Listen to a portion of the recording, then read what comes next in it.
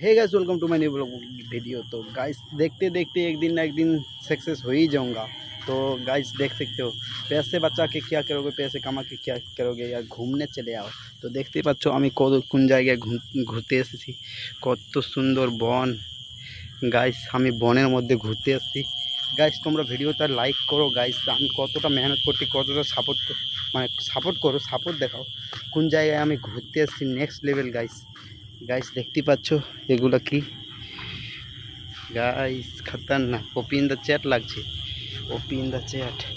Guys কি ঘন ঘন জঙ্গল না। তো আমি জঙ্গলের মধ্যে ঘুরতে এসেছি একলা একলাই। तो देखते ही पाচ্ছ, और एक दिन ना एक दिन सक्सेस हो ही जाऊंगा, मगर तुम लोग तो सपोर्ट करो।